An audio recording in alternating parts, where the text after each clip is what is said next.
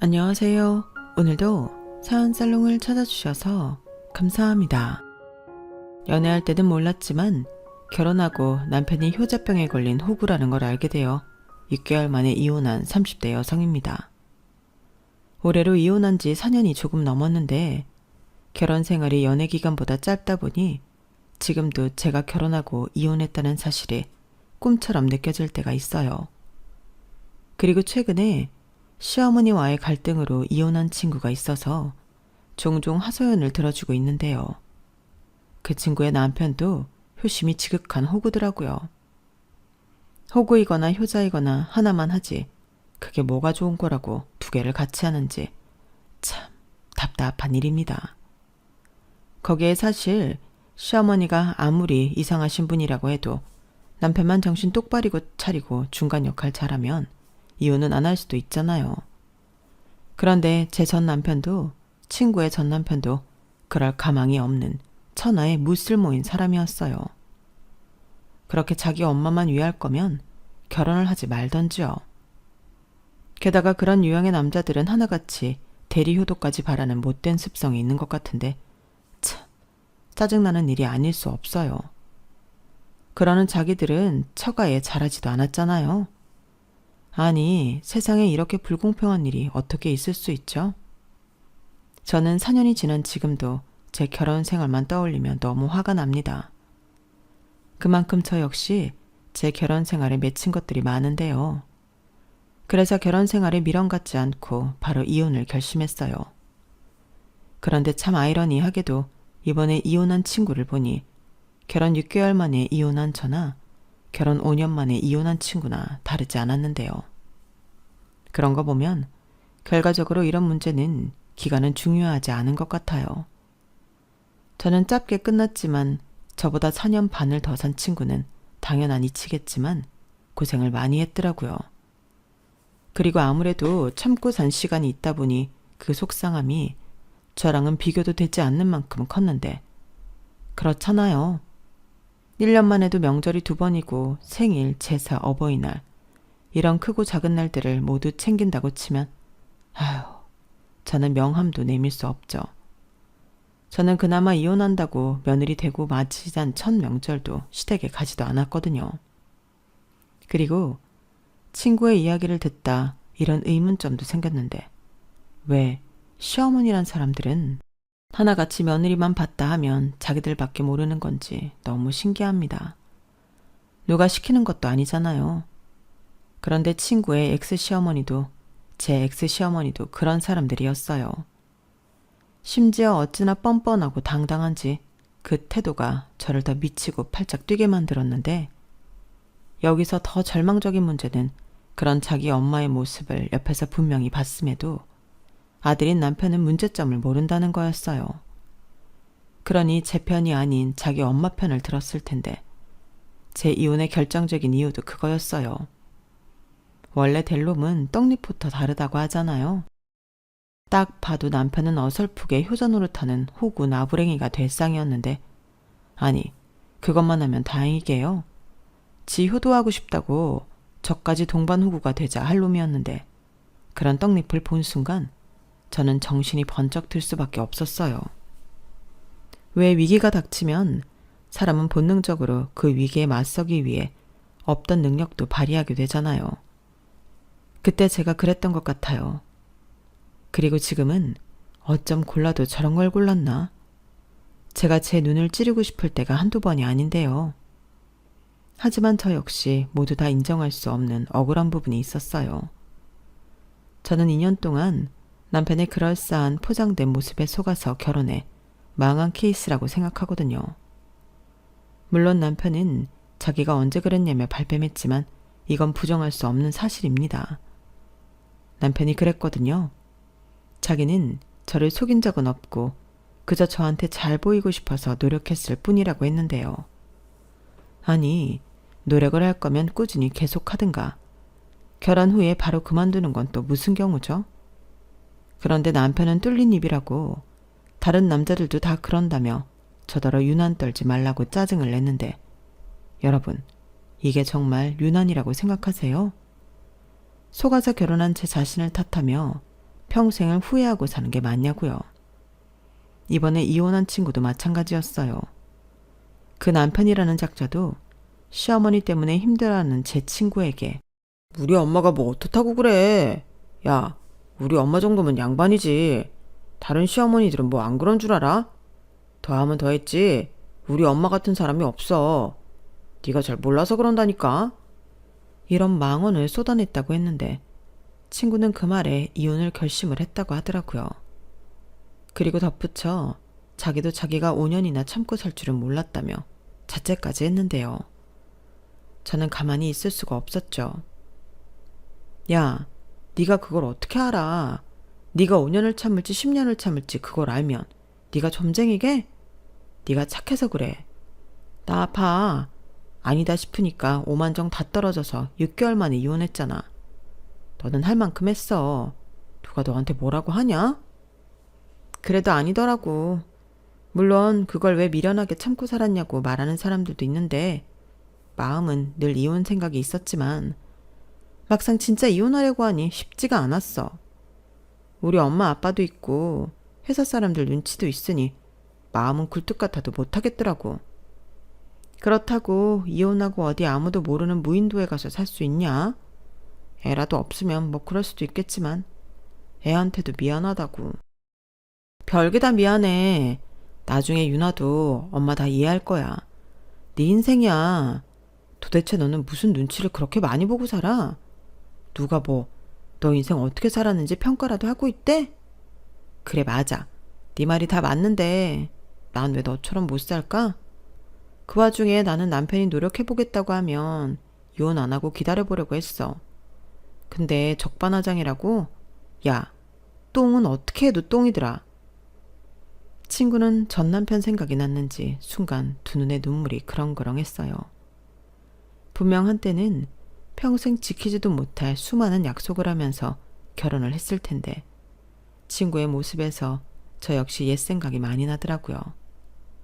다만 차이가 있다면 저는 그다지 남의 시선 따윈 생각하지 않는 편이라 친정 엄마한테 욕이나 한 바가지 먹고 이혼했는데 저렇게 힘들어하는 친구의 모습을 보니 미안하게도 다행이라는 생각이 들었어요. 적어도 아이가 없었다는 점이 그렇게 고마울 수가 없더라고요. 만약 그때 제가 임신이라도 하고 있었다면 저 역시 고민의 시간이 길었을 것 같았는데 그래도 확실한 건 결과는 달라지지 않았을 거예요. 저는 원래 사람은 변하지 않는다고 생각하는 사람이거든요. 그러니 제 전 남편도 연애할 때는 저한테 잘 보이려 애를 썼어도 끝내 자기의 본래 모습으로 돌아간 것일 텐데 저는 요즘 여자들이라면 당연히 그렇겠지만 남자든 여자든 평등하고 공평해야 한다고 생각합니다. 나는 되고 너는 안 된다거나 상대가 싫다는데 강요한다는 건 있을 수도 없다고 생각해요. 그런데 저랑 결혼했던 그 남자도 분명 연애할 땐 저랑 같은 생각이라고 했거든요. 그런데 그 말은 저한테 잘 보이고 싶어 한 말일 뿐 새빨간 거짓말이었어요. 아니면 자기가 저한테 무슨 말을 했는지도 모르는 기억상실증 환자일 텐데 그것만 믿고 결혼한 저도 책임이 있다고 생각합니다. 그런데 그 인간이 그만큼 저에게 확신을 줬기에 그 부분만큼 좀 억울해요. 아니, 자기는 언제까지 그 얘기할 거야? 이제 좀 잊어버려. 연애할 때 남자가 무슨 말을 못해. 당장 결혼하고 싶은 여자가 있는데. 세상 남자들 다 그래. 그러니 제발 잊고 지금 현실을 받아들이면 안 될까? 나 너무 피곤하다. 뭐? 피곤? 지금 말 다 했어? 자기 때문에 나는 속아서 이 고생을 하고 있는데 어떻게 그런 소리가 나와? 속이긴 뭘 또 속였다고 그래. 이제 좀 그만하자. 나는 장남이고 자기는 맏며느리야. 세상의 이치가 그래. 자식이 부모 챙기고 부모 위하는 게 당연한 거지. 뭐가 문제라는 거야? 저는 남편이 펄쩍 뛰며 저 말을 하는데 기가 막혀서 아무 말도 하고 싶지 않았어요. 사실 남편은 저를 속인 게 그게 다가 아니었거든요. 결혼 전에는 회사에서 굉장히 잘 나가는 사람인 양 제 앞에서 별의별 쇼를 다 했는데 능력 있는 남자 싫어할 여자는 없잖아요. 저 역시 그랬죠. 내가 사랑하는 사람이 능력까지 있다는데 저는 그게 마냥 멋있게만 보였어요. 그리고 자기는 돈도 제법 모았다며 결혼 이야기할 때도 어딘가 모르게 든든하게 느껴졌는데 제가 꼭 조건을 보고 남편을 고른 건 아니지만 이왕이면 다홍치마라고 제가 남자를 골라도 잘 골랐다고 자부했어요. 그러니 저는 제가 속았다고 생각할 수밖에 없었는데요. 정작 저를 속인 남편은 조금 과장했을 뿐이지 속이지 않았다고 박박 우기더라고요. 게다가 이것 말고도 문제는 계속됐는데 결혼하고 왕왕 터지는 문제들 때문에 신혼인데도 저는 정신이 없을 지경이었어요. 우선 결혼할 당시 남편은 자기가 모은 돈이라며 1억을 저에게 오픈했는데요. 당시 제가 모은 돈은 고작 6천만 원 정도였고 그래서 고민 끝에 그래도 결혼은 반반 결혼해야 뒷말이 없을 것 같아 친정 부모님에게 갚는다는 조건으로 4천만 원을 부탁드렸어요. 그렇게 저도 남편도 1억씩 들고 하는 결혼이었는데요. 친정 부모님이 감사하게도 빌려주신 4천만 원을 갚지 않아도 된다고 하셨죠. 사실 그것만으로도 고마운 일이었는데 저희 부모님은 하나밖에 없는 외동딸 결혼한다고 혼수까지 신경을 써주셨어요. 그러니 저도 그렇지만 남편도 입이 찢어져라 좋아했죠. 그렇게 총 2억과 혼수 문제가 해결되었는데 제가 먼저 반반 결혼인 만큼 전셋집 명의도 공동으로 하자고 제안했어요. 그래야 공평하잖아요. 그런데 남편은 의외로 괜찮다며 저더러 단독 명의로 하라고 했는데요. 당신은 남편이 저에게 무슨 크게 위해주는 것처럼 굴었지만 사실은 자기가 대출이 나아주 않는 실정이라 울며 겨자 먹기로 양보를 했던 거였어요. 이쯤 이야기하면 눈치 빠르신 분들은 아시겠지만 남편이 저 몰래 빚이 있었거든요. 그리고 그 채무에는 시어머니도 연관이 되어 있었는데 그 문제는 제가 결혼하고 3개월 이후에 터졌어요. 남편이 잘 다니고 있던 회사를 때려쳤다고 폭탄 선언을 했거든요. 저는 그때도 너무 말이 안 되는 일이라 남편이 저 놀리려고 장난치는 줄 알았어요. 뭐라고? 회사를 때려쳤다고? 장난치지 마. 무슨 회사를 때려쳐. 장난 아니야, 진짜야. 나 사실 자기한테 말 못했는데 회사에서 일이 좀 많았어. 이번에 회사 적자난 것도 있고 그래서 대규모 정리해고를 한다고 했는데 기분 나쁘게 내가 거기 들어가 있더라고. 사람이 가오가 있지. 그래서 잘리기 전에 내 발로 나왔어. 뭐? 왜? 자기 회사에서 능력 인정받고 있다며 무슨 문제인데? 자기 회사 적자에 자기도 연관이 있어? 몰라. 어차피 그만둔 회사 뭘 꼬치꼬치 물어. 그리고 내가 다닐 회사가 거기밖에 없나? 걱정하지 마. 금방 이직할 거니까. 그때는 조건 더 좋은 곳으로 이직할 거니까 조금만 참아. 참긴 뭘 참아. 그럼 이직 준비를 하고 회사를 그만뒀어야지. 이렇게 자기 발로 나오면 실업급여도 못 받잖아. 그깟 실업급여 얼마나 한다고. 자기는 내가 회사에서 월급 루팡 취급이나 당하고 있으면 좋겠어. 지금 제일 속상한 건 나야. 남편은 제 말에 또 아픈 곳이 긁혔는지 불같이 화를 냈어요. 하지만 저 역시 하루아침에 가장이 되어야 했기에 당혹감을 감출 수가 없었는데 제 명의로 살고 있는 신혼집도 전세자금 대출이 있는 상황이었어요.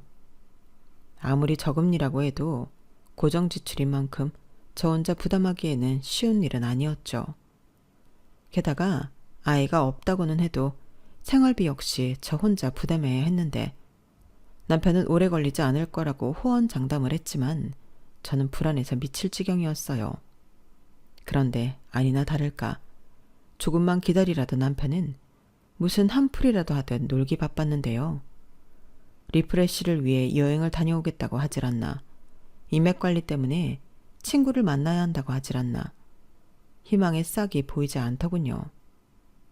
그리고 그때 기어코 저 몰래 대출받은 그 빚이 수면 위로 올라왔어요. 연체를 해서 집에 도축장이 날아왔거든요.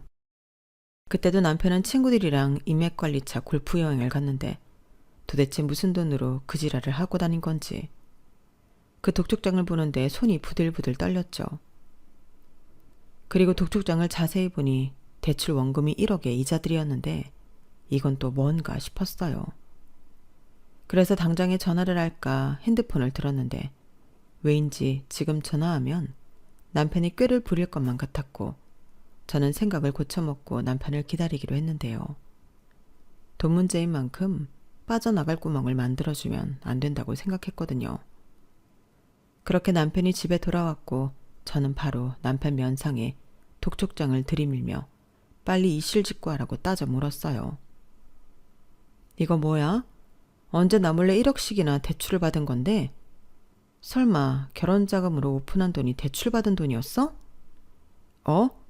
아니 이게 왜 자기 손에 있어? 아이씨, 아직 날아올 때 되지 않았는데. 빠져나갈 궁리 하지 말고 빨리 불어. 이거 뭐냐고. 그게 아씨 몰라. 그래, 자기 말대로 그 돈은 우리 결혼자금으로 내가 대출받은 돈이야. 근데 그것도 사정이 있었어. 내가 일부러 그런 게 아니고 내 월급 관리를 우리 엄마가 했는데 그게 내 생각처럼 돈이 모이지 않았더라고. 그런데 그걸 엄마한테 따질 수도 없고 자기한테 얘기할 수도 없으니까 대출을 받은 거야. 뭐라고? 정말 기가 막힌다. 그래서 나한테 말도 하지 않고 결혼자금으로 1억을 대출했다는 거야? 그래놓고 그 돈을 자기가 모은 돈이라고 속인 거고? 아니, 그땐 어쩔 수 없었지. 나는 그 정도 돈이 모였을 거라고 생각하고 자기한테 프로포즈를 했는데 이제 와서 돈 없다고 할 순 없잖아. 남자가 가오가 있지. 가오 같은 소리 하네. 그래서 지금 이걸 나더러 어쩔 수 없었다고 이해해달라는 거야? 그래, 자기 말대로 이제 와서 어쩔 수 없잖아. 막말로 내가 대출받아서 엉뚱한 곳에 쓴 것도 아니잖아. 그 돈이 우리 결혼자금이랑 이 집 살 때 썼으니까 같이 썼다고 봐야지. 진짜 뻔뻔하다. 나는 자기가 그 돈을 모았다고 해서 우리 엄마 아빠한테 돈까지 부탁했어. 그걸 다 옆에서 봤으면서 어떻게 이래? 내가 뭐 정말 이럴 줄 알았냐? 그리고 나도 회사 다니는 동안은 자기 모르게 내가 그 빚 온전히 부담하려고 했어. 근데 회사 잘리게 된 마당에 그걸 낼 수가 없겠더라고. 아니, 그동안 번 돈은 다 어디로 갔는데? 어머님이 관리했다며. 그럼 뭐 설명을 들었을 거 아니야. 그게 엄마도 필요하니까 썼겠지. 엄마라고 아들 돈 그렇게 쓰고 싶었겠어? 우리 그냥 다 묻고 내가 얼른 취직할 테니까 자기가 좀 해결해줘. 나 이번 달까지 연체하면 진짜 큰일 나. 웃겨? 내가 왜? 그리고 묻긴 뭘 묻어. 그 돈 자기 어머니한테 해결해달라고 해. 이게 다 어머님이 자기 돈 다 써버려서 생긴 일이잖아. 자기야, 그걸 또 어떻게 그러냐. 아니 뭐 여차하면 자기가 대출을 좀 더 받든지. 저는 남편의 말도 안 되는 소리에 당장 눈앞에 있는 리모컨을 던져버렸어요. 그렇게라도 하지 않으면 저 남자가 그 입을 가만히 두지 않을 것 같았는데 저는 당장이라도 시어머니에게 찾아가 남편 돈을 받아와야 한다고 생각했거든요.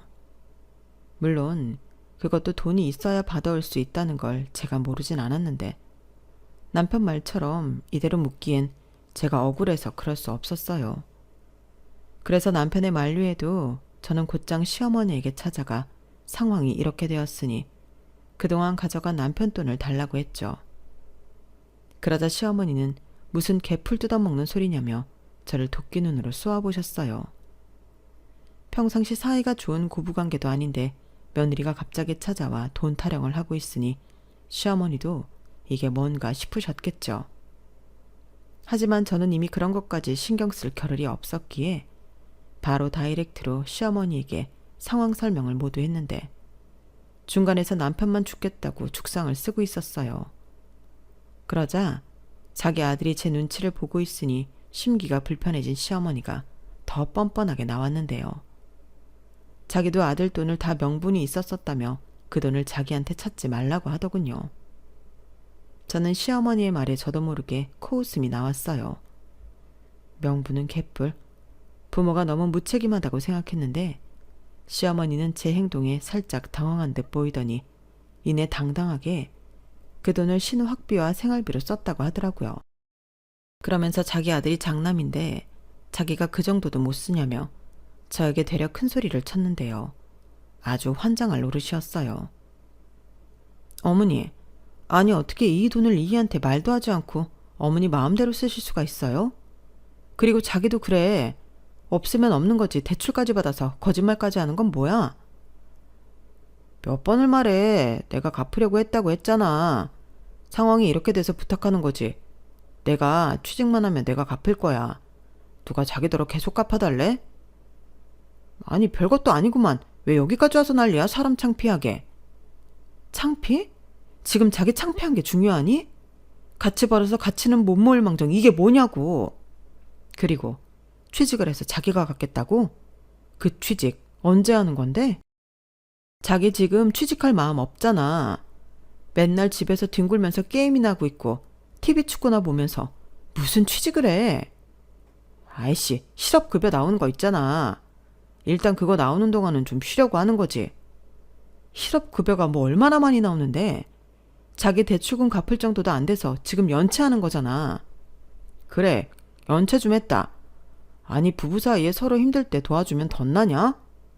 나 같으면 같이 쓴 돈 내가 해주겠다고 시원하게 말하겠다. 시원 같은 소리 하네.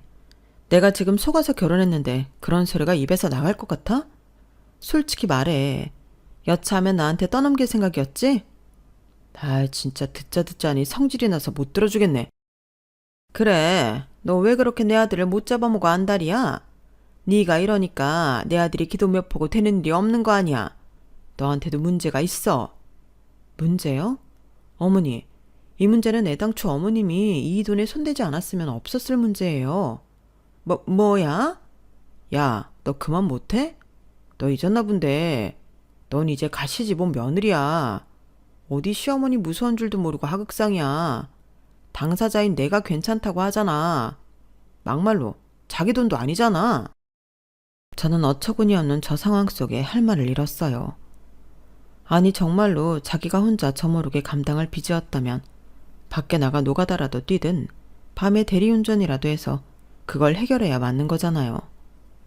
그런데 남편은 보란듯이 연체해놓고 자기 큰일 난다고 저더러 해결해달라는 게 이게 말이나 되는 소립니까? 저는 당시 너무 화가 났어요. 이건 아무리 생각해도 남편이 일부러 노렸다고 밖에는 생각할 수가 없었거든요. 하지만 남편은 끝까지 아니라고 발뺌을 했고 시어머니는 가재는 개편이라고 자기 아들 편을 들기 바쁘셨는데 이게 다 제가 무서워서 착한 자기 아들이 눈치를 본 거라며 모자가 쌍으로 제 염장을 지르더군요. 그래서 저도 어쩔 수 없었어요. 비록 이혼 경력이 제 호적에 남겠지만 이제라도 바로 잡을 수밖에 없다고 판단했죠. 그리고 저리 죽이 잘 맞는 모자지간을 떼어나고 싶지도 않았는데 남편을 고이 시어머니 품에 돌려보내드려야겠다고 생각했어요. 그래서 그렇게 착한 아들이니 다른 여자한테 주지 말고 당신이 평생 품고 사시라고 정말로 반품하고 이혼했는데요. 이제사 얘기지만 저 이혼할 때 주변에서 말이 참 많았습니다. 이혼이 장난도 아닌데 너무 성급한 거 아니냐고, 남편이 변할 수 있는 기회는 줬어야 하지 않냐고 이렇게 오지랖 넓게 저에게 뭐라고 하는 사람들이 많았는데요. 저는 동의할 수 없었어요. 어차피 제 인생이고 저 말고는 제가 겪은 그 일들을 그들은 경험한 적이 없잖아요. 그런데 마치 모든 것을 다 안다는 듯 제 결정이 성급했다 단정짓는 사람들을 보면 억울하고 화가 났는데 아무리 결혼 생활이 6개월이라고 해도 저에게 이혼은 쉬운 결정은 아니었거든요.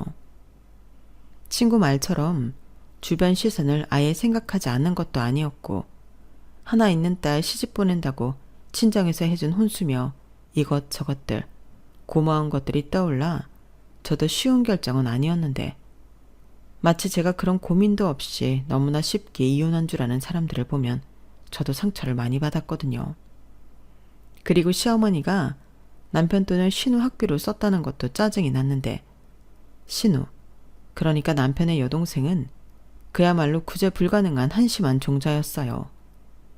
일하기도 싫다, 결혼하기도 싫다, 세상 아무것도 하기 싫다며 놀고 먹는 평생 백수가 신우였는데 그런 백수 딸의 시어머니는 어떡하든 뭐라도 시켜보겠다며 하기 싫다는 신우를 꼬셔 미용학원에 넣고 또 요리학원에 넣고 나중엔 공무원 시킨다고 학원 인강에 그야말로 돈지랄을 하셨는데 그 돈이 전부 제 남편의 월급이었다고 생각하면 화가 머리끝까지 났어요. 하지만 정작 시어머니는 제가 애가 없어서 당신 마음을 이해하지 못한다고 하셨는데요. 쟤도 지 살 길 찾아줘야지. 나중에 엄마 아빠 없으면 그때는 쟤 혼자 어떡하니? 그리고 너도 잘 생각해봐. 너 나중에 신우 데리고 살 수 있어? 쟤가 우리 없으면 누구한테 의지할 것 같니? 이게 따지고 보면 전부 너 좋으라고 내가 한 거야. 이렇게 대도 않는 소리를 하시더라고요. 그럼 뭐 제가 아유 감사합니다 하실 줄 아셨을까요? 저는 시어머니의 그런 말에 눈 하나 깜짝하지 않았어요. 당장 우리가 죽게 생겼는데 제가 백수 신우 걱정을 왜 하겠냐고요. 그리고 막말로 신우도 자기가 아쉬워야 나가서 뭐라고 할 거라도 생각했는데 저리 부모가 알아서 다 해주니 신우 입장에서도 아쉬울 것도 없는데 굳이 힘들기를 가고 싶어 하겠어요? 그래서 신우한테 들어간 돈은 알겠고 나머지 돈은 어디 있냐고 제가 또 물었는데 황당하게도 그 돈은 당신 용돈 겸 생활비로 썼다고 하더군요. 정말 양심도 없지 않나요? 그럼 자기 아들은 뭘 위해서 돈을 벌었겠냐고요. 하지만 시어머니의 논리는 장남돈은 자기들도 쓸 수 있다는 거였어요. 여러분들은 저희 시어머니 논리가 타당하다고 생각하세요? 원래 부모라면 하나라도 더 해주고 챙겨주고 싶어 하는 건 줄 알았는데 시어머니의 저런 마인드는 저를 정말이지 당황하게 만들었어요. 그런데 시어머니의 망언은 여기서 끝이 아니었는데 시어머니는 말이 나온 김에 할 말이 있다며 저한테 평상시 갖고 있던 불만을 쏟아내더라고요. 내가 정말 이 말을 언젠가는 꼭 하고 싶었는데 너 나한테 주는 돈 꼴랑 30만 원이지. 야, 요즘 학생도 그것보다는 더 받아. 내가 내 아들 월급을 통째로 관리를 했는데 뭐? 30만 원? 너 나랑 장난하니? 다음 달부터는 너도 50만 원으로 맞춰. 아니다. 이젠 100만 원으로 맞춰. 이렇게 말씀하셨는데요. 저는 그 너도라는 말에 꽂혔어요. 그래서 그건 또 무슨 말이냐고 꼬치꼬치 물었는데 알고 보니 남편이 직장 그만두기 전까지 시어머니에게 따로 50만 원씩 더 들었다고 하더군요. 그러니 이젠 저더러 그 돈을 달라고 하셨는데 아주 대환장 파티가 따로 없었어요. 그래서 저는 남편한테 선전포고를 할 수밖에 없었는데요. 나까지 호구만들 생각하지 말고 납득이 갈 수 있는 플랜을 가져오든 아니면 이혼하자고 바로 말했죠. 이런 말일수록 돌려하면 안 된다고 생각했거든요. 그러자 제 이혼 소리에 남편은 펄쩍 뛰었어요. 결혼한 지 얼마나 됐다고 이혼을 하냐고, 이혼은 말도 안 된다고 했는데 아니, 지금 자기가 저한테 한 행동들은 말이 된다고 생각했을까요? 그래서 저도 그래? 나도 이렇게 내가 산다는 게 말이 안 돼. 라면 똑같이 받아쳐줬는데요. 시어머니도 제 이혼 소리에 놀란 듯 아무 말도 못 하시더군요. 당연하죠. 자기들이 한 행동들 때문에 제가 이혼하겠다고 하는 건데 거기에 대고 뭐라고 할 거예요. 그래서 저는 남편한테 덧붙여 말했어요. 어차피 출근할 회사도 없는데 자기는 여기 있어. 자기 집은 내가 보내줄 테니까. 그리고 집 보증금은 내가 뭔 짓을 하더라도 반절 계좌로 입금해 줄 테니까 위자료 안 뜯긴 걸 감사하게 생각하고 이혼 서류 보내면 도장이나 찍어라. 이렇게 당당하게 말했죠. 그러자 시어머니가 이대로 가만히 있으면 백수 딸에 백수 아들까지 책임져야 할 것 같으니 저에게 매달리셨는데 그때 하신 말씀이 또 환상이었어요. 아니 너는 여자가 이혼 소리를 뭐 그렇게 기다렸다는 듯하니? 부부가 결혼하면 이런저런 일 있기 마련인데 벌써 이러면 어떡해? 그래 알았다. 내가 너한테 용돈 타령 안 하면 되잖아. 아니요. 저한테 용돈 받을 생각을 하실 게 아니라 아들 돈 마음대로 쓰신 거 그거 해결해 주셔야죠. 저 그거 아니면 어머니 아들이랑 못 살아요. 어머니라면 아가씨가 백수 사위 뒷바라지 하면서 살았으면 좋겠어요? 저도 저희 집 귀한 딸이에요. 하물며 외동딸인데 저희 부모님 아시면 가슴 찢어진다고요. 시어머니는 제가 이렇게까지 말하자 그야 그건 그렇지만 그래도 이렇게 말을 제대로 잊지 못하셨는데요. 남편은 저에게 어른 앞에서 싸가지가 없다며 언성을 높이더군요. 야, 너 진짜 너무한 거 아니냐? 사람을 무시해도 유분수고 우리 엄마를 무시해도 유분수지. 내가 돈 좀 못 번다고 사람을 이렇게 괄시해도 되냐고. 나 원래 잘 나가던 놈이야. 내가 놀면 얼마나 놀았다고 이래. 너 이렇게 돈돈돈거리는 속물이었냐? 그래, 그렇다고 쳐. 나는 자기가 한 말을 믿는 죄밖에 없어. 누가 들으면 자기 말만 믿고 내가 내 몸뚱이 딸랑 시집온 줄 알겠다. 자기 거짓말에 나만 놀아난 게 아니야. 우리 친정 부모님도 같이 놀아난 거라고. 우리 집에 가서도 이렇게 당당하게 말할 수 있어? 빌어도 봐줄까 말까인데 진짜 정신 못 차린다. 똥인지 된장인지 구분이 안 가냐? 그래, 너는 그렇게 네 엄마 품에서 절대 벗어나지 말고 살아. 네 돈으로 평생 호구짓 하면서 효도하라고. 저는 그렇게 말하고 더 이상 그곳에 있을 필요가 없기에 자리에서 일어났어요. 그러자 시어머니가 이대로 가면 어떡하냐고 남편더러 너도 얼른 가라고 등을 밀었는데 그 인간도 자존심이 있으니 꼼짝도 하지 않더라고요. 그땐 얼마나 고마웠는지. 저는 저 인간이 뒤늦게 쫓아올까봐 뒤도 돌아보지 않고 집으로 돌아왔는데 제일 먼저 한 일이 집 비밀번호부터 바꾸는 거였어요. 그리고 다음날 퇴근길에 친정에 가서 상황이 이렇게 되어 이혼한다고 말했는데 돌아오는 건 저희 엄마의 폭탄 잔소리였죠. 그래도 딸이 고생하며 사는 건 싫은지 나중엔 잘했다고, 아닌 것 같으면 빨리 접는 것도 현명한 거라고 하셨는데 그 후 저만 보면 아휴 하고 한숨을 쉬셨어요. 덕분에 친정에 가는 것도 가시방석이라 저는 친정도 거의 가지 못했는데 대신 그놈 돈이랑 저희 부모님한테 빌린 돈은 해결해 줘야 한다고 생각했죠. 그래서 바로 집을 빼기도 현실적으로 불가능해서 제 이름으로 신용대출을 받았어요. 그리하여 그놈 덕에 저는 무려 채무가 1억 4천이나 더 늘어났는데 저희 부모님은 뭐하러 4천만 원을 대출받았냐고 뭐라고 하셨지만 어차피 깨진 결혼, 저는 그 돈만큼은 돌려드리고 싶었어요. 그리고 결혼할 때 쓴 1억 돌려주겠다고 하니 돈이 아쉬운 그놈이 냉큼 이혼 서류에 도장을 찍어줬는데 사실 이것도 다 주면 안 되는 거였지만 먹고 떨어지라고 다 줘버렸는데요. 그럼 고맙다고 할 것이지 이놈은 도리어 저에게 어디 자기랑 헤어지고 잘 먹고 잘 사는지 지켜본다고 덕담까지 해줬는데 그래서 저도 지지 않고 내 눈앞에 나타나지 말고 몰래 지켜보라고 저도 지지 않고 한 소리 해줬어요. 그러자 그놈은 제가 기가 세서 자기 운이 꺾인 거라며 말도 안 되는 소리를 했는데 저런 놈을 뭐가 좋다고 연애하고 결혼까지 했는지 저도 반성해야 한다고 생각했죠. 그뿐만이 아니었어요. 돈 주고 이혼한 뒤 저는 모두 끝났다고 생각했는데 시어머니가 갑자기 자기 아들이 도움이 되지 않는다면서 계속 저한테 연락하고 집까지 찾아와 징징거리셨어요. 그러면서 자기 좀 제발 도와달라고 하시더라고요. 그리고 알게 된 또 다른 사실은 그 아들의 그 엄마라고 시어머니 역시 소액 대출이 제법 많아 그걸 해결하지 못하면 신용불량자가 될 판이라고 했는데 정말 어이가 없었네요. 예, 나 이거 우리 남편한테 걸리면 나도 이혼이다. 네가 마지막이라고 생각하고 나 좀 도와줘. 아들도 이혼한 마당에 나까지 그럴 순 없잖아.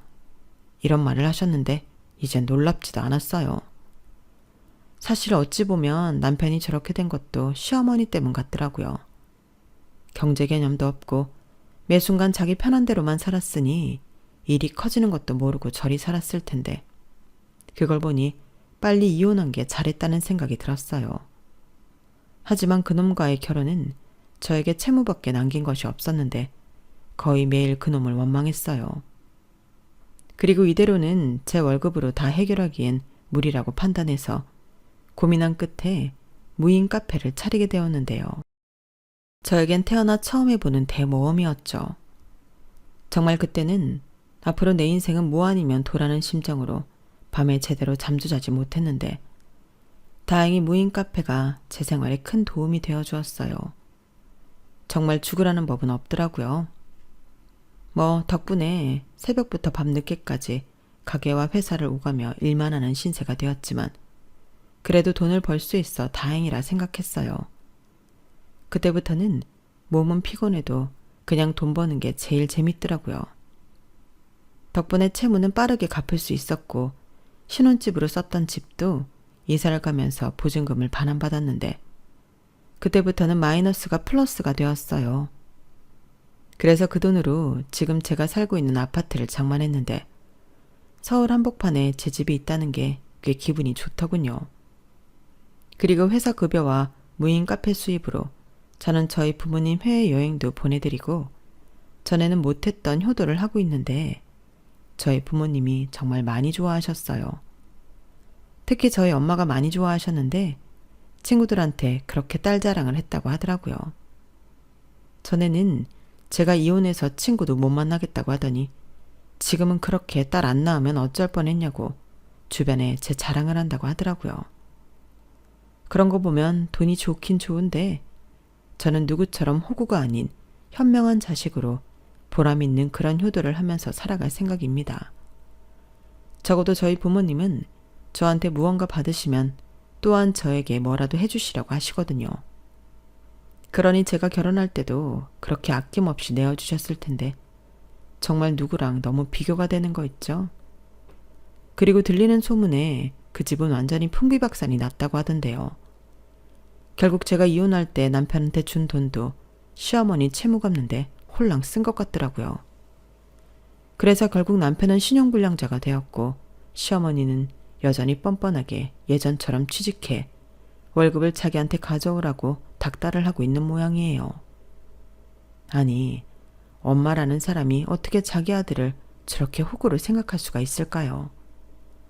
지금은 살짝 시어머니가 남편의 친모가 아닌가 싶기도 합니다. 물론 들은 바는 없지만 상식적으로 생각해 봤을 때 그것 말고는 설명이 되지 않거든요. 딸은 그렇게 위하면서 아들한테만 그걸 수 있는 건가요? 그리고 남편도 저런 엄마 뭐가 좋다고 저런 얼빠진 호구짓을 자처하는 건지 지 팔자 지가 꼰다고? 그것도 그 사람 팔자겠죠. 그리고 그 팔자에 저는 이제 상관없는 사람이 되었으니 저는 그것만으로도 너무 다행이다 싶은데요. 자기 없이 어디 잘 사는지 두고 보겠다고. 그래서 그 인간 배 많이 아프라고 앞으로 저는 더 잘 살아볼 생각입니다. 돈도 많이 벌고 그 인간이랑은 비교도 되지 않는 멋진 남자랑 연애도 하고 하려고요. 뭐 그렇다고 지금 당장 그러고 싶다는 건 아닌데요. 저도 사람 보는 눈을 더 길러야 하기에 누굴 만날 생각이 없지만 이렇게 비싼 돈 들여 똥차 치웠으니 벤츠를 기다려야 하지 않겠어요? 그러니 저 역시 그런 벤츠와 어울리는 여자가 돼야겠다는 생각인데 이혼이라는 게 남의 입에 오르내리는 것만 빼면 저한테는 꽤 도움이 됐다 생각합니다. 그 인간이랑 헤어지고 빚더미에 올라 살기 위해 무인 카페를 차렸잖아요. 그리고 그 덕에 사장님 소리도 듣게 되었고 이렇게 집도 사고 또 효도도 하게 되었으니 이건 뭐 지금은 그 인간한테 고맙다고 해야 할 판이잖아요. 그래서 더 보란 듯이 더 잘 살아야겠다고 다짐하는 바입니다. 여러분, 저 이 정도면 제가 성급한 이혼이 아닌 현명한 이혼을 한 게 맞는 거죠. 부디 여러분들 생각과 제 생각이 같기를 바라며 제가 앞으로 더 승승장구하며 잘 살 수 있도록 많은 응원 부탁드려요. 비록 6개월 살고 헤어졌지만 여러분들의 응원을 원동력 삼아 남은 제 싱글 라이프는 그 누구보다 행복하게 살겠습니다. 그럼 지금까지 제 사연 들어주셔서 감사드리고요. 늘 건강하시고 행복하세요. 저 역시도 여러분들의 인생이 행복해질 수 있도록 응원하겠습니다. 감사합니다. 여러분, 사연 댓글에 응원과 현명한 조언 부탁드려요. 좋아요와 구독은 저에게 큰 힘이 됩니다. 오늘도 좋은 일 가득하세요.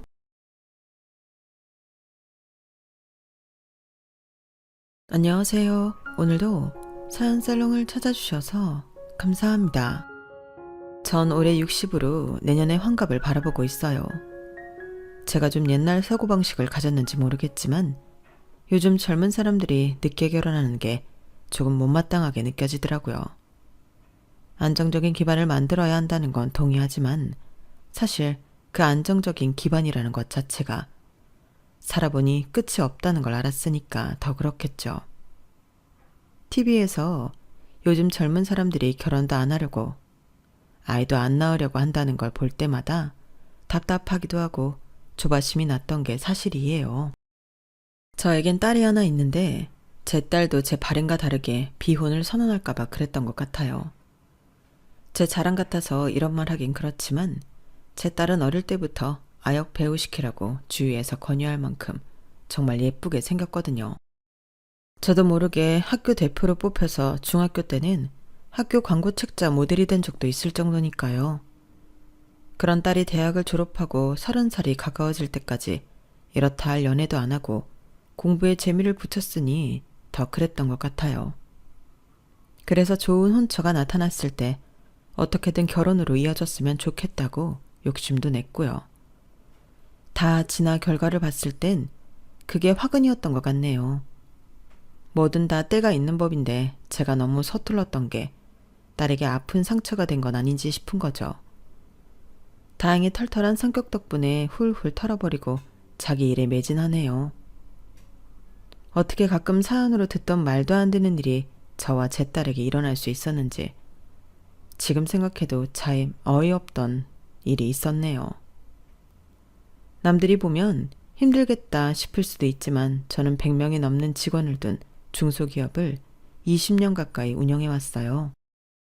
사실 처음부터 제가 경영을 한 건 아니었죠. 남편이 먼저 세상을 떠나기 전까진 저는 그저 남편 뒷바라지하며 사무 업무나 조금 도와주는 정도였으니까요. 그런데 남편이 예기치 못한 교통사고로 세상을 뜨면서 상황이 확 달라지게 되었죠. 딸아이가 11살밖에 안 됐을 때였는데 보험금과 남편이 남긴 사업체 말고는 달리 돈 나올 구석이 없었어요. 그래서 도망치듯 회사를 정리해버릴까 싶기도 했는데 막상 남편의 흔적이 깃든 곳이라 쉽사리 포기하기가 힘들더라고요. 결국 이왕 이렇게 된 거 내가 지켜내보자 싶어서 부딪혔어요. 회계부터 생산관리까지 모르는 게 많아서 처음엔 눈물도 콧물도 다 쏟았지만 다행히 주변에서 도와주는 분들이 많았네요. 그렇게 몇 년을 버티다 보니 어느새 회사가 제 손에 잘 자리 잡게 되더라고요. 딸도 그 사이에 잘 자라줬죠. 지금은 경영학 박사과정을 밟고 있는데 공부만 붙들고 있어서 가끔은 안쓰럽기도 해요. 결혼 얘기는 남들보다 훨씬 늦게 시작하나 싶어 제가 속으로 조바심을 좀 내었던 것 같아요. 주변에서 딸 시집 안 보낼 거냐고 하면 괜히 마음이 싱숭생숭했거든요. 그런 생각을 갖던 사건이 터졌어요. 나름 회사가 안정적이라고 생각했는데 주요 거래처 하나가 부도를 내버렸던 거예요. 무려 10억 원짜리 채권이 날아갈 처지라 가슴이 덜컥 내려앉았어요. 이러다 직원들 월급도 밀리는 거 아닌가 하는 생각에 밤잠을 설치게 되더라고요. 결국 지인에게 조언을 구했더니 믿을 만한 변호사가 한 명 있다고 소개해주겠다고 했어요. 그 말만 듣고 일단 만나보자는 마음으로 제가 먼저 전화를 걸었죠. 그리고 며칠 뒤 회사 근처 카페에서 처음으로 그 변호사를 만나게 됐어요. 안녕하세요. 전화 주신 분이 대표님이시죠? 저는 법무법인 땡송의 정태준입니다. 네, 제가 전화한 사람 맞아요. 실력 있다고 들었는데 생각보다 나이가 어려 보이세요. 칭찬 감사합니다. 올해 35이에요. 그런 말은 자주 듣는데 경력은 제법 쌓였으니까 걱정 마세요. 아니요. 너무 젊어서 싱싱해 보인다는 거지 못 믿겠다는 건 아니에요. 근데 제가 지금 상황이 급해요. 거래처 하나가 부도가 나서 10억 정도 못 받게 생겼어요. 변호사님이 이거 어떻게 해볼 수 있나요? 일단 계약서나 세금 계산서 같은 자료를 다 봐야 해요. 부도 회사의 재산 상태나 은닉 가능성도 확인해야 하고요. 시간을 조금이라도 단축해야 채권 회수 확률이 높아져요. 제가 혹시 몰라 문서 정리를 해오긴 했는데 더 필요한 자료가 있다면 당장 자료 넘겨줄 테니 변호사님이 좀 꼼꼼히 챙겨봐줘요. 우선 살펴보겠습니다. 부도업체 재산 파악만 제대로 되면 압류나 가압류 신청을 할 수 있거든요. 긴급사항이라 신속히 진행해 볼게요. 네, 잘 부탁드려요. 10억이면 사실 적은 돈이 아니라. 그럼요, 최선을 다하겠습니다. 소송 준비하면서 추가로 필요한 자료나 참고할 사항이 있으면 바로 연락드리겠습니다. 소개로 만난 변호사가 너무 어려 보여 걱정했는데 생각보다 나이가 있더라고요. 첫인상도 꽤 괜찮았죠. 무조건 호언장담만 하는 사람도 아니고 질문 하나하나에 진지하게 대답해 주더라고요. 제가 예전부터 변호사 몇몇을 접해봐서 하는데 말만 번지르르 하고 실제로는 허술한 경우가 의외로 많았거든요. 아무래도 법조계 어렵다는 편견이 있다 보니까 거들먹거린다고 해야 하나? 하여튼 그런 식으로 답변 주는 변호사가 생각보다 덜어 있었는데 정 변호사는 그렇지 않았죠. 말투는 점잖은데 뭔가 이 문제만큼은 내가 확실히 책임지겠다는 기운이 느껴졌어요. 그리고 며칠 뒤 재무담당 김 이사가 서류를 들고 오더라고요. 사장님, 정태준 변호사님한테서 이메일이 왔어요. 가압류 신청할 때 필요한 추가 자료가 있다고 해서요. 벌써 움직이셨구나. 역시 속도가 빨라서 좋네요. 그 변호사 믿을만한가 봐요. 네, 연락도 자주 주시고 꼼꼼하게 물어보시더라고요. 10억이면 우리도 큰돈이니까 무조건 회수해야 한다고 열의를 보이셨어요. 그렇죠. 진짜로 이 돈 날아가면 우리 회사도 휘청거려서 제가 걱정에 잠 못 이루고 있어요. 이번 일 잘 마무리될 것 같아요. 변호사님 경험이 많으신가 봐요. 전화 목소리는 어리신 것 같던데. 아니에요. 35이래요. 저도 처음 만났을 때 어린 줄 알았는데 경험도 많고 그러시더라고요. 결혼을 했대요? 결혼? 갑자기 그건 왜 물어요? 아니, 인연이라는 게 멀리서 찾을 거 있나요? 오다 가다 만난 사람이 인연인 거죠. 사장님 따님 말이에요. 좋은 사람 있으면 소개시켜달라고 하셨잖아요. 요즘 젊은 사람들 누가 선보려 하나요? 오다 가다 자연스럽게 만난 게 최고지. 자만추 모르세요? 이번 일 마무리되면 사장님이 잘 보셨다가 넌지시 물어보세요. 김이사 농담도 35인데 결혼했겠죠. 생긴 것도 훤칠하던데. 조바심이나 여기저기 혹시 좋은 혼처가 있으면 소개시켜달라는 말을 했던 터라 김이사가 그런 말을 할 때만 하더라도 겉으론 웃었지만 속으론 혹시라는 엉뚱한 생각을 했던 것도 사실이에요. 그만큼 그 변호사가 뚜렷하고 믿음직스러워 보였거든요. 하지만 제가 선뜻 나서서 중매를 하거나 할 입장은 아니었어요. 무엇보다 지금 가장 중요한 건 회사의 위기였고 개인적인 감정 문제를 섣불리 건드릴 이유가 없었죠. 결혼했는지 아닌지도 모르는 상황이었으니까요.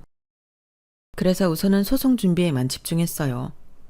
변호사가 요구하는 자료는 빠르게 넘기고 혹시 부도기업 측에서 연락 올 만한 루트를 찾아보기도 했죠. 그렇게 정신없이 뛰어다녔는데 생각보다 사태가 복잡해서 한두 달 만에 끝날 일이 아니더라고요. 그 부도된 업체가 재산을 여기저기 잘게 나눠놓고 있어서 하나씩 찾아내고 압류 신청하는데 시간이 꽤 걸렸어요. 그럼에도 불구하고 정 변호사는 묵묵히 일 처리를 이어갔죠. 제가 가끔 전화를 하면 언제나 걱정 마시라며 차차 정리가 되고 있다고 차분하게 얘기해줬어요.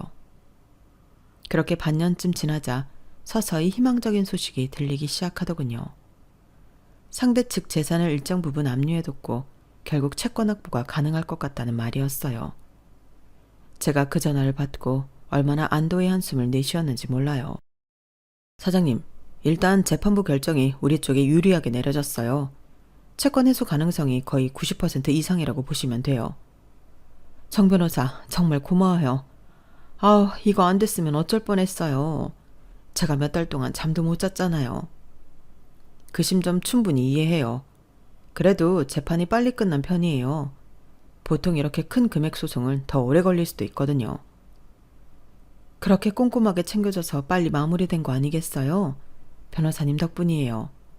아, 사장님이야말로 자료 제대로 준비해 주셔서 아주 수월했어요.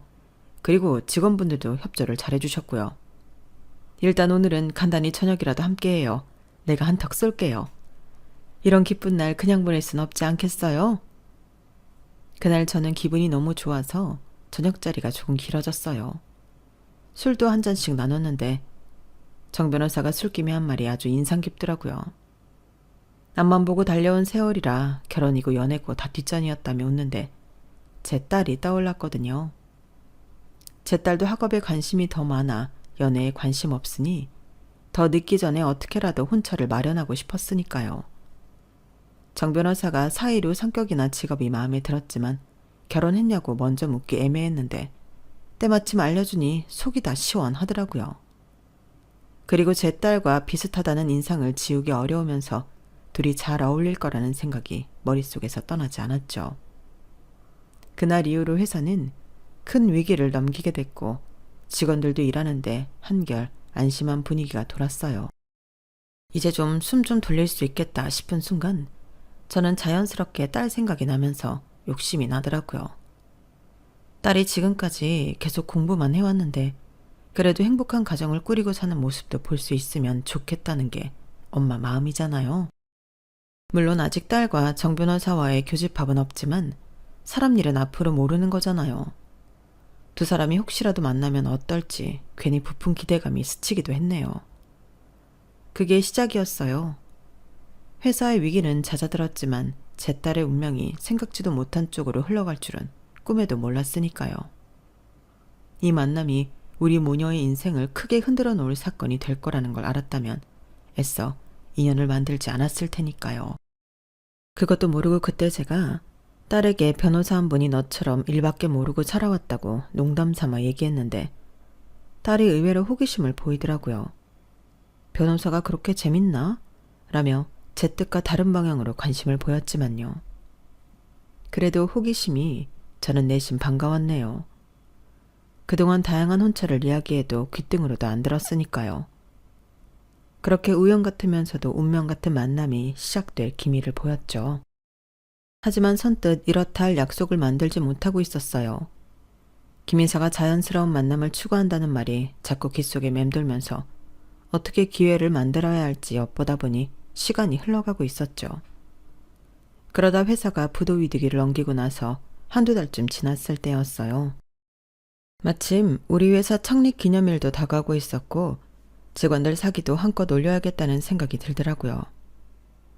사실 그동안 다들 마음고생이 심했거든요. 거래처 부도로 10억 원이 날아갈 뻔한 사건을 어찌어찌 잘 해결했으니 이 기회에 우리 더 힘내서 나아가자는 의미를 담아 작은 행사를 기획하고 싶었던 거예요.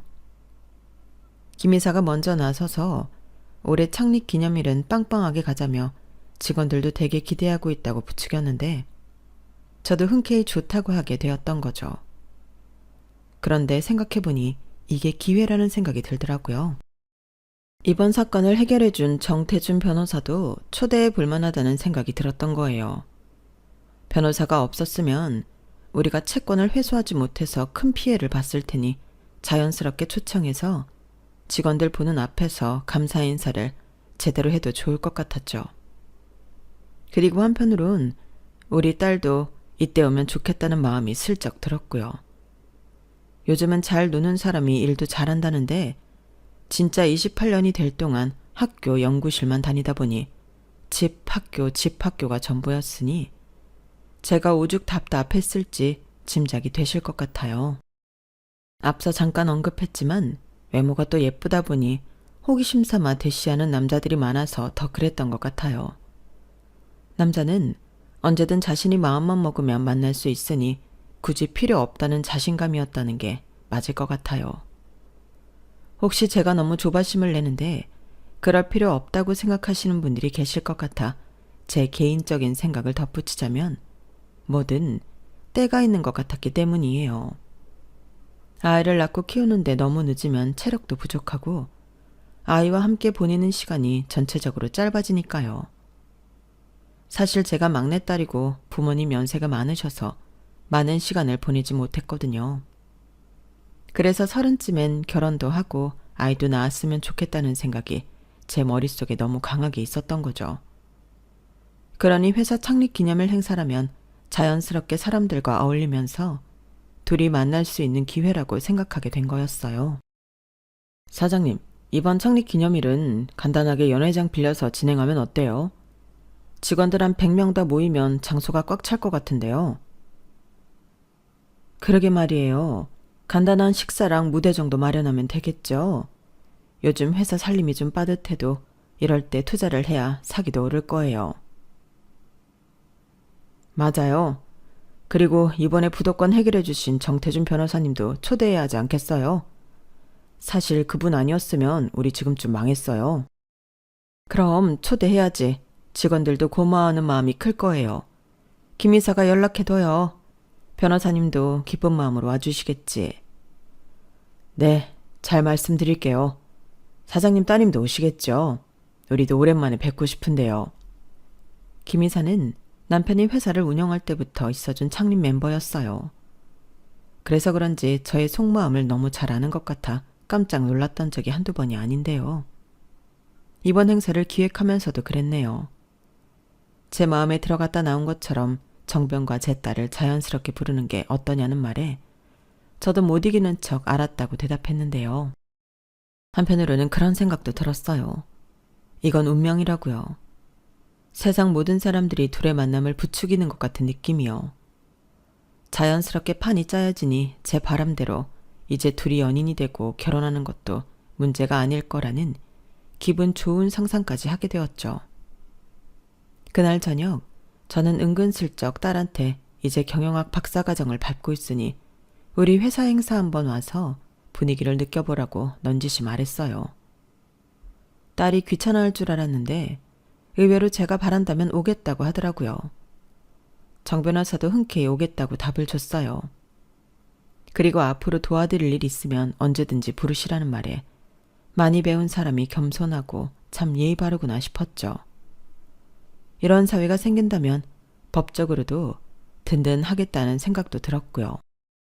떡 줄 사람은 생각도 안 하는데 혼자 김치국부터 마시며 참 행복한 상상을 했던 시기였죠.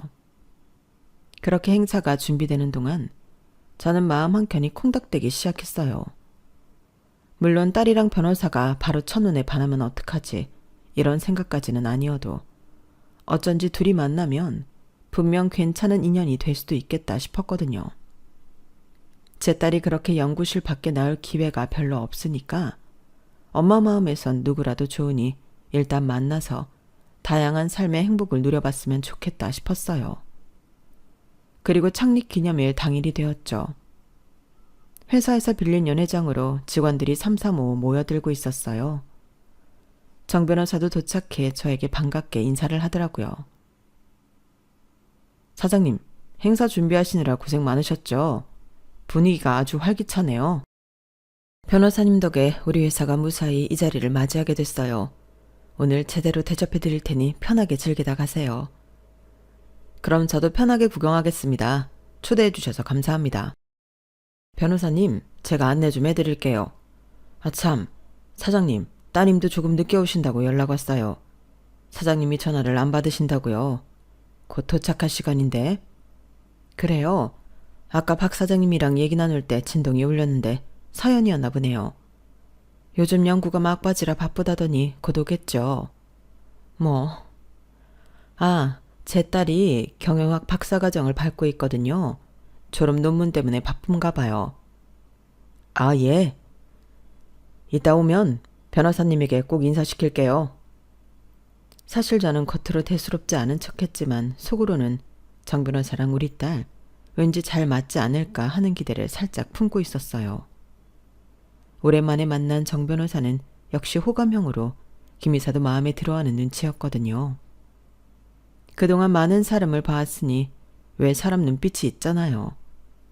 그리고 둘 다 공부를 좋아하고 일에 진심인 스타일이니까 어쩌면 의외로 대화가 잘 통할 수도 있고요. 이런저런 상상을 하고 있는데 딸 서연이가 들어왔어요. 늘 그렇듯이 큰 가방에 자료를 한가득 들고 말이죠. 그런데 문 열고 들어오자마자 회사 직원들이 반갑게 맞아주니까 얘도 씩 웃더라고요. 저는 속으로 쾌재를 불렀어요. 옛말에 웃는 얼굴에 침 못 뱉는다고 첫인상에 좋은 점수를 딸 것 같은 기분 좋은 느낌이 들었던 거죠. 그러면서 저도 모르게 자연스레 정 변호사 쪽으로 눈길이 갔는데 아니나 다를까 정 변호사도 제 딸을 보고 있더라고요. 아마 직원들이 누군가를 보며 어수선하게 인사하는 게 신기했던 모양이에요. 그리고 그게 좀 전에 제가 말한 제 딸이라는 걸 알기까지 오랜 시간이 걸리지 않았죠. 서연이가 오자마자 정 변호사한테 데리고 갔거든요. 변호사님, 여기 제 딸 서연이에요. 공부만 하느라 회사 쪽은 거의 잘 모르고 지내서 오늘 좀 경험해보라고 했어요. 안녕하세요, 변호사님. 엄마한테 이야기 많이 들었어요. 회사에 큰 도움 주셨다면서요? 아유, 제가 한 일은 별거 아니에요. 사장님과 직원분들이 자료 잘 준비해 주신 덕이죠. 근데 서연 씨가 경영학 박사과정이라면서요? 네, 아직 초반이라 이론 연구 위주로만 해왔는데 실무 얘기가 궁금해져서 요즘 좀 고민 중이에요. 혹시 변호사님도 기업 관련 소송 많이 하시죠? 아, 네. 주로 기업 자문, M&A 관련 분쟁을 다뤄요. 가끔 주주간 분쟁 같은 것도 있고요. 공부만으론 잘 안 보이는 함정이 많죠. 맞아요. 요즘 논문 쓰다 보니 현실에선 이게 어떻게 돌아갈까 궁금할 때가 많아요. 언젠가 시간 되시면 실무 경험을 좀 여쭤봐도 될까요? 물론이죠. 제가 아는 범위에서라면 뭐든 이야기해 드릴게요. 오히려 저도 박사과정 얘기가 궁금해요. 요즘은 어떤 주제로 연구하는지 듣고 싶어요. 얘기들 나눠요. 저쪽에 초대한 최 회장님하고 이야기 좀 하러 다녀올 테니. 애써 입꼬리가 올라가는 걸 숨기고 빠르게 자리를 피했어요. 생각지도 않게 둘이 적극적으로 대화를 오가는데 이게 운명인가 싶더라고요. 그리고 내심 우리 딸이 사회성은 있구나 싶은 생각도 들었어요. 쭈뼛쭈뼛 이야기는 해보지도 못할 것 같았는데 자연스럽게 대화 주제를 잡아가는데 괜히 제가 결혼을 걱정했구나 싶을 정도였으니까요. 처음 만난 자리에서부터 딸이 변호사에게 이것저것 물어보고 변호사도 친절하게 대답해주는 걸 보니까 조금 흐뭇했어요. 생각 이상으로 호기심을 보이는 걸 보니 역시 관심 분야가 비슷하면 대화가 트이는구나 싶더라고요. 행사가 꽤 길어졌는데 서연이는 처음부터 끝까지 자리를 지켰어요. 중간중간 정 변호사랑 또 다른 회사 간부들과 이야기를 주고받으면서 평소보다 훨씬 적극적으로 행동하더라고요. 그 모습 보면서 죄책감이 틀리지 않길 바랬어요. 단순히 공부에 관한 이야기가 아니라 둘이 남녀로의 호감을 느끼길 바라면서요. 행사가 마무리될 때가 되니 사람들이 삼삼오오 빠져나가기 시작하더라고요. 오늘 꽤 길었죠? 다들 피곤할 텐데 정 변호사님도 늦은 시간까지 고생했어요. 아니에요. 오히려 좋은 자리에 초대해 주셔서 감사합니다. 덕분에 회사를 깊이 알게 돼서 좋아요. 엄마, 나도 오길 잘했어요. 몇 분 이야기 들어보니까 실제 경영 현장이랑 제가 공부하는 분야가 꽤 다르더라고. 변호사님 얘기도 흥미롭고. 그럼 조만간 서연 씨 논문 주제에 대해 좀 자세히 들어볼 수 있을까요? 저도 궁금한 부분들이 많아서 그래요. 물론이죠. 사실 저도 변호사님 실무 경험을 좀 듣고 싶은데 혹시 시간 되시면 차라도 한잔하면서 얘기해봐요. 그렇게 하루가 끝났어요. 행사는 무사히 마무리됐고 직원들은 사장님 덕분에 이번에 기운이 확 올라갔다며 다들 좋아했어요. 저로서도 오랜만에 회사에 활기가 넘치는 모습을 보니 뿌듯했고요. 무엇보다 제 딸이 웃는 얼굴로 생각보다 이런 자리가 재밌었다고 말했던 게 너무 기뻤어요. 겉으론 태연한 척 웃었지만 속으론 재미있던 게 정 변호사 때문은 아닌지 묻고 싶었죠. 하지만 괜히 좋은 분위기를 만들어가는데 괜히 초치고 싶지 않아 입을 다물었네요. 그리고 정말 며칠 뒤 정 변호사랑 딸이 주말에 만나 경영 이야기를 나누고 왔다고 말하는 거예요. 그날 저녁 딸이 집에 와서는 자신도 이제 학문만 파지 않고 바깥 세상도 좀 보고 싶다는 말을 툭 던졌어요. 그 말을 듣고 제가 얼마나 반가웠는지 몰라요. 겉으론 왜 그런지 모르는 척 사람도 즐길 건 즐기고 살아야지 라고 격려했는데 이미 머릿속으론 손녀 손자까지나 대가족이 된 모습을 꿈꾸고 있었네요. 그저 딸이 삶의 재미를 조금씩 깨우는 것 같다 싶어 기뻤고, 이왕이면 선남선녀가 만났으면 그 결과도 좋았으면 좋겠다는 바람이었던 거죠.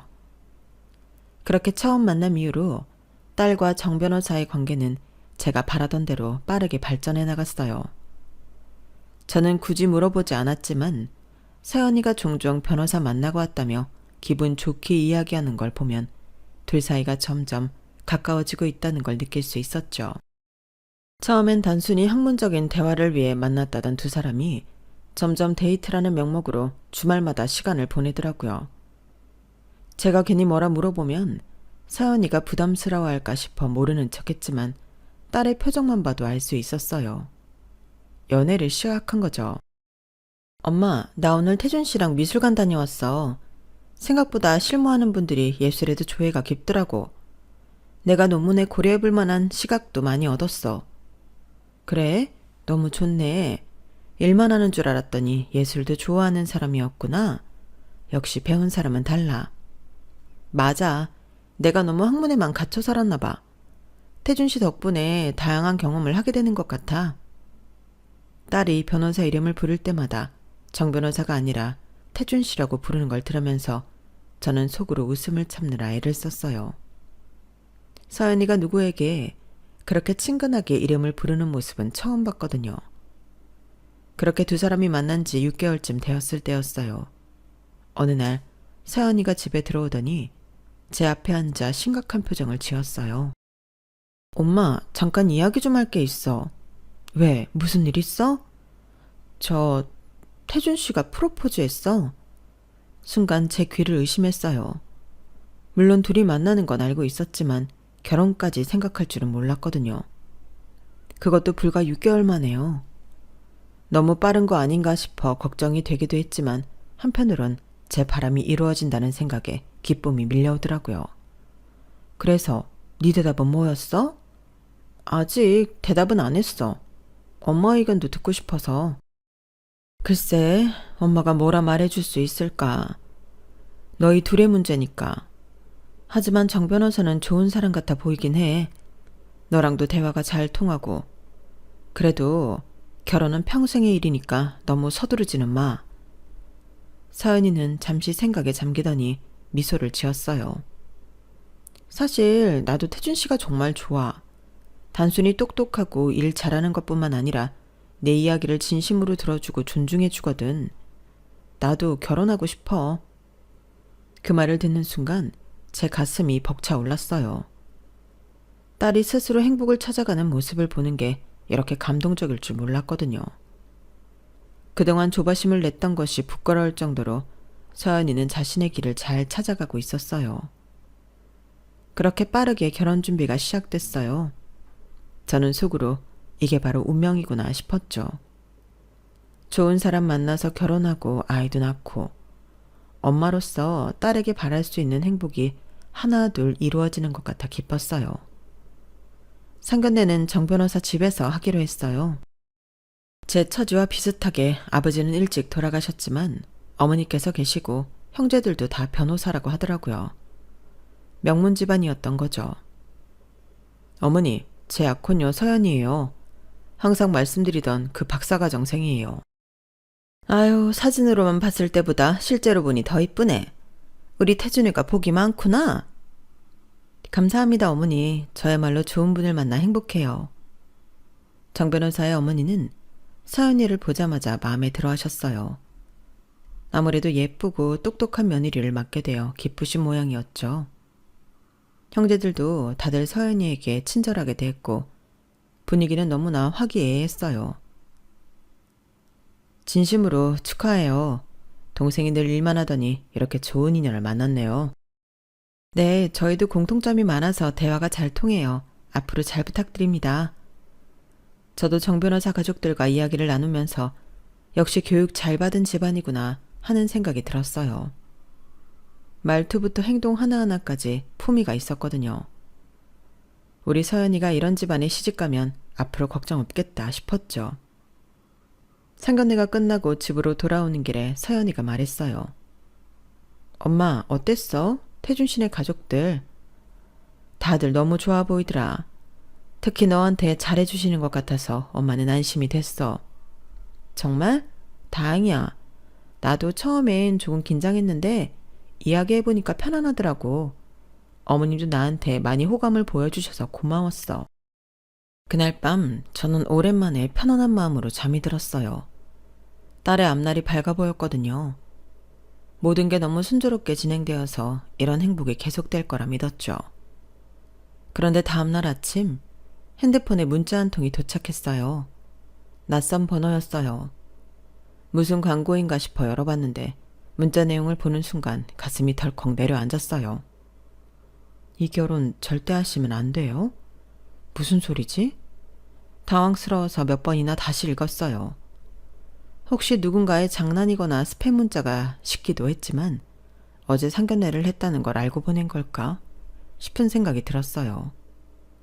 그 전까진 결혼에 대한 이야기가 오갔던 것도 없었고 본격적인 결혼 준비가 시작된 건 바로 어제 이후니까요. 몇 번 더 확인해 보니 분명 어제 상견례 후에 보낸 문자 같았어요.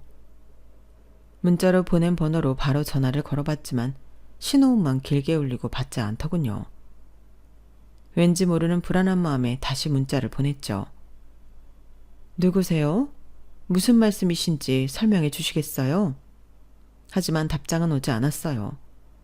이런 황당한 상황이 처음이라 어찌해야 할지 도무지 감이 잡히지 않더군요.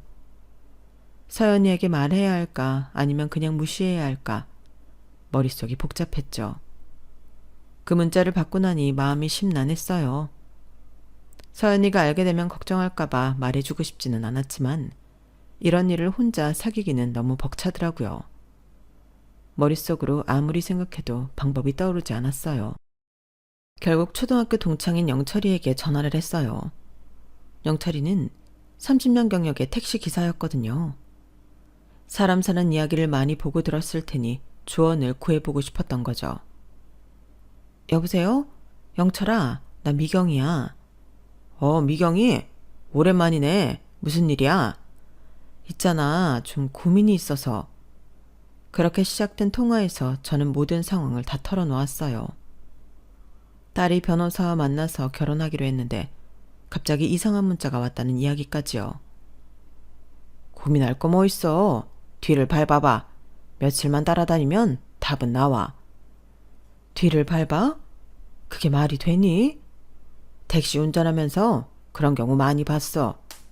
부부싸움부터 바람피는 남편, 와이프가 찾아오는 경우도 있고. 안 믿어지면 내가 도와줄게.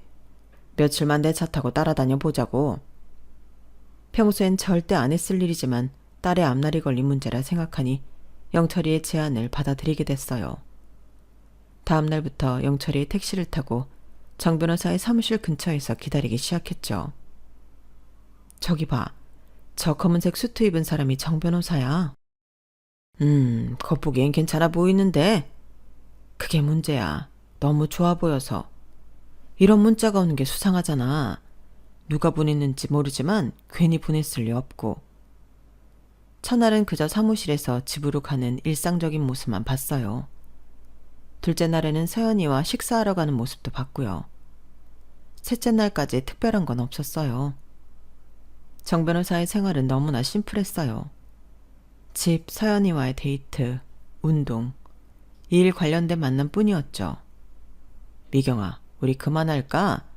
벌써 3일째 봐도 이 사람은 특별한 게 없는 것 같은데 보통 하루만 따라가도 딱 나오는데 괜히 누가 질투한 것 같네. 그렇지. 나도 내가 너무 한심하다는 생각이 들어. 어디 술자리를 가는 것도 아니고. 그래, 그만하자. 영철이의 말에 수긍하며 이왕 만난 김에 오늘을 마지막으로 하자고 마음먹었어요. 저녁이 되고 정 변호사가 사무실에서 나왔을 때 저는 이제 정말 지쳐 있었어요. 3번이나 미행했는데 아무것도 발견하지 못했으니까요. 그런데 정 변호사가 퇴근 후 집 방향이 아닌 다른 곳으로 가는 거예요. 저기 봐봐. 오늘은 방향이 다른데? 갑자기 가슴이 쿵쾅거리기 시작했어요. 단순한 호기심을 넘어 불길한 예감이 들었죠. 약속 있겠지. 영철이가 택시를 몰아 조심스럽게 따라갔어요. 제 손은 땀으로 축축하게 젖어 있었고 심장은 점점 더 빠르게 뛰었어요.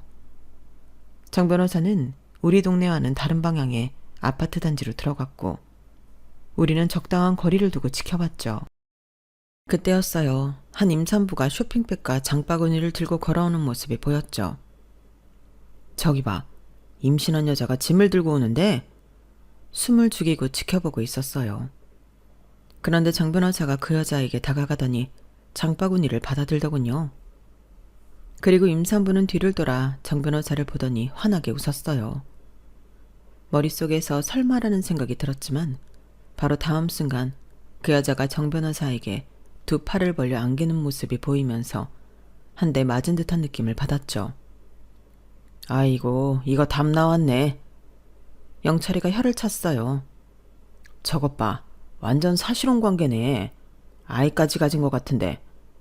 그 말을 듣는 순간 머릿속에서 무언가가 툭 끊어지는 느낌이었어요. 눈을 감고 싶었지만 이미 본 것은 지울 수 없었죠. 이렇게 될 줄 알았으면 애초에 정 변호사를 딸에게 소개시키지 말았어야 했는데 너무 늦었다는 생각에 가슴이 미어졌어요. 내려. 당장 내려서 따져 물어볼 거야. 야, 미경아. 너무 감정적으로 하지 마. 일단 진정하고. 하지만 저는 이미 택시에서 뛰쳐나와 있었어요. 머릿속은 하얗게 비워진 채로 오직 하나의 생각만 남아있었죠. 내 딸을 속였어. 다리가 떨리고 심장은 터질 듯이 뛰었지만 어떻게든 그들에게 달려가고 있었어요. 정태준! 거기 서! 제 목소리에 정 변호사와 임산부가 동시에 고개를 돌렸어요. 정 변호사의 얼굴이 순간 굳더군요. 그의 눈에는 당황과 공포가 스쳐 지나갔죠. 어머님, 여기서 웬일로? 웬일은 무슨? 내가 왜 여기 있는지 모르겠어? 너 이런 사람이었어? 목소리가 떨렸지만 제 안의 분노는 어느 때보다 강렬했어요. 임산부는 어리둥절한 표정으로 우리를 번갈아 보고 있었죠. 어머님, 진정하세요. 지금 이 상황이 오해하기 딱 좋은데 이건 오해. 오해라고? 우리 딸이랑 결혼한다 해놓고 여기선 또 다른 여자랑 이런 관계라니. 너 같은 사람이 변호사라니. 법을 지켜야 할 사람이 이렇게 사람 마음을 갖고 놀아? 그때 영철이가 뒤에서 따라와 상황을 살폈죠. 에이, 이거 딱 봐도 사실혼 관계인데 오해라니. 변호사라고 들었는데 이거 완전 중범죄인 거 알고나 있나 몰라. 영철이의 비꼬는 말에 임산부의 표정이 확 변했어요. 죄송한데 누구시죠? 왜 이렇게 예의 없이 구세요? 그리고 정 변호사의 팔을 잡으며 말했어요. 자기야, 이 사람들 누구야? 자기야? 그 말을 듣는 순간 제 머릿속에서 뭔가 폭발했어요. 그동안 참았던 분노가 한꺼번에 터져나왔죠. 자기라고? 자기? 저도 모르게 손이 올라가 정 변호사의 뺨을 세게 내리쳤어요. 그의 얼굴이 옆으로 획 돌아갔어요. 이 나쁜 놈. 이렇게 처자식까지 있는 사람이 감히 내 딸에게 접근했어? 너 양심은 어디 두고 다니는 거야? 내 딸이 뭐 장난감이야? 하늘이 무섭지도 않아. 정 변호사는 얼굴을 붉히며 변명하려 했어요. 어머님, 이건 정말 오해입니다. 제가 설명할 수 있어요. 뭘 설명해? 다 봤어. 이 여자 뱃속에 아이까지 있잖아. 그럼 말 다 한 거 아니야? 이 여자가 이 여자 입으로 자기라고 말했잖아. 뻔한 거 아니냐고. 그런데 오해? 그래, 문자. 이 문자 당신이 보낸 거지? 저는 핸드폰을 열어 문자를 보여주며 그 여자에게 말했어요. 임산부는 당황한 듯 했지만 곧 정 변호사를 감싸며 말하더군요. 그래요. 저희는 5년째 함께 살고 있어요. 하지만 태준이가 갑자기 다른 여자랑 결혼한다고 해서 저도 정말 놀랐어요. 당신 딸이 불쌍할 뿐이에요. 그 말에 저는 더 화가 났어요. 손이 떨려왔고 눈에서는 화가 치밀어 오르는 걸 고스란히 느꼈죠. 5년이라고? 그럼 우리 딸을 만나는 6개월 내내 이중생활을 한 거야? 정 변호사, 당신은 법을 다루는 사람이 이렇게 뻔뻔하게 거짓말을 하고 다니는 거야? 법정에서도 이런 식으로 거짓말했던 거야? 정 변호사는 눈을 내리깔며 말했어요. 어머님, 복잡한 사정이 있었어요, 제가. 그때 영철이가 앞으로 나서서 정 변호사의 멱살을 잡았어요. 이 못된 놈, 네가 어떻게 이런 짓을 할 수 있어? 너 같은 놈한테 법을 맡겼다니 우리나라 법조계는 어떻게 된 거야? 법을 지키는 위치에 있는 사람이 이렇게 사람 인생을 가지고 장난치다니 정말 염치라고는 찾아볼 수가 없네. 영철이의 말에 정 변호사는 얼굴이 하얗게 변했어요. 임산부는 놀랐는지 뒤로 물러섰고요. 당신 변호사 자격증 반납하는 게 좋겠어. 이런 인간이 남의 인생 문제를 맡아 해결해 준다는 게 말이 돼? 내가 너 윗사람들한테 다 알려줄 거야. 그리고 내 딸에게서 당장 손 떼. 쓰레기야. 그날 저녁 저는 영철이의 택시를 타고 집으로 돌아왔어요.